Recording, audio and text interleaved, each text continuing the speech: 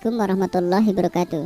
Karena tampilannya yang menjijikan, mungkin banyak di antara kita benci ketika melihat katak secara langsung. Bahkan mungkin ada yang dengan tega membunuhnya. Padahal dalam agama Islam, hewan katak justru dilarang untuk dibunuh.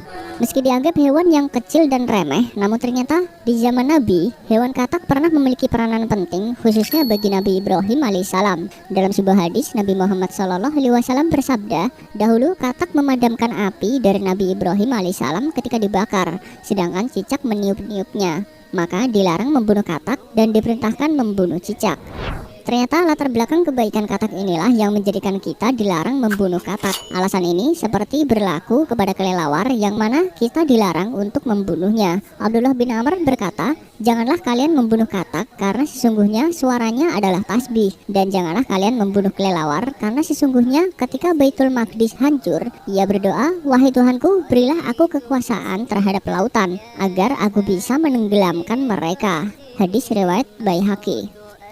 Seperti yang kita ketahui, jika katak adalah salah satu hewan amfibi yang bisa hidup di darat dan juga di air. Menariknya, dalam agama Islam, rupanya membunuh katak sangat dilarang. Dalam sebuah riwayat mauquf atau perkataan sahabat yang sahih dari Abdullah bin Amr radhiyallahu anhu, beliau berkata, janganlah kalian membunuh katak karena dia senantiasa bertasbih, dan jangan membunuh kelelawar karena ketika Baitul Maqdis runtuh, dia berkata, wahai Tuhannya pemimpinku yang menguasai lautan. Mereka berdoa sampai mereka membelah lautan. Hadis riwayat Al-Baihaqi.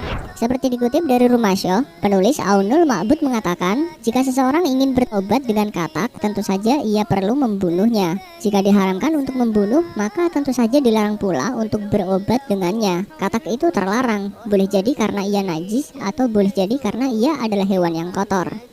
Dari Abdur Razak rahimahullah, dalam kitab Al-Mushannaf, Rasulullah SAW bersabda, berilah keamanan bagi kodok atau jangan dibunuh, karena sesungguhnya suaranya yang kalian dengar adalah tasbih, takdis dan takbir. Sesungguhnya hewan-hewan meminta izin kepada Robnya untuk memadamkan api dari Nabi Ibrahim alaihissalam, maka diizinkanlah bagi kodok. Kemudian api menimpanya, maka Allah menggantikan untuknya panas api dengan air. Hadis riwayat Anas bin Malik.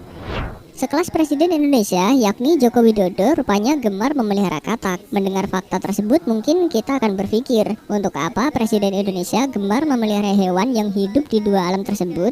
Dikutip dari redaksi Indonesia, ternyata keberadaan katak memiliki peran besar dalam ekosistem. Suara katak dapat merangsang membukanya mulut daun atau stomata. Dengan terbukanya mulut daun, maka terjadilah transfer air dan mineral yang diserap akar ke seluruh bagian tanaman. Hal ini diiringi dengan terjadinya fotosintesa, yaitu proses pembuatan makanan dengan bantuan sinar matahari, karbon dioksida, dan air. Karbon dioksida yang dihisap stomata kemudian diubah dan dilepas kembali menjadi oksigen.